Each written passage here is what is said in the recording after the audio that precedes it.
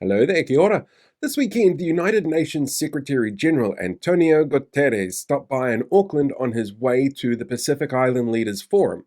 While here, he met with the Prime Minister and Foreign Minister and praised how the country is moving towards a more environmentally friendly future, which, as former Prime Minister Helen Clark pointed out, means he probably wasn't briefed on this government's actions.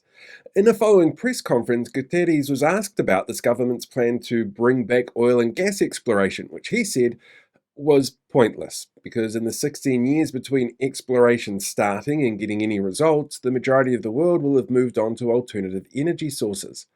On top of that, this weekend saw contaminants from a disused mine turn waterways orange, a risk that comes with mining, which is also something that this government is keen on and is pretty much determined to revive at any cost. So much so that mining companies are literally lining up to get behind the fast track approvals bill, meaning the risk of future incidents like this is increasing. We've also seen this government tank the sale of electric cars with the removal of the clean car discount.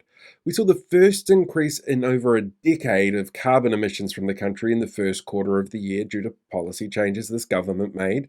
In fact, the changes are so wide sweeping, well, we'll no longer reach our international obligations to bring emissions down by the end of the decade.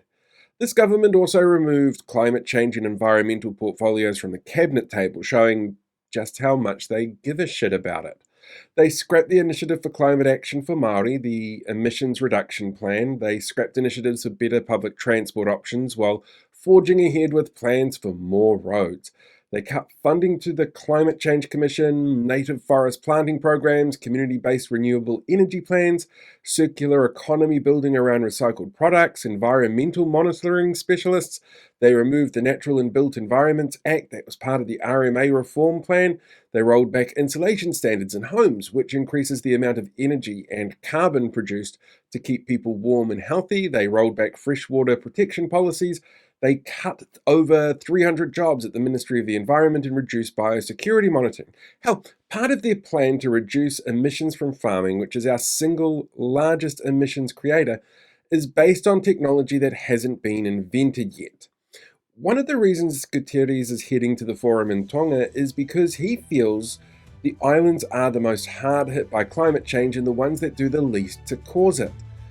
As a leading voice in the Pacific, as the home to the largest Pacifica population in the world, and as a country that's been seen as a leader in this field, it's important to so many that we lead the way to a more sustainable future.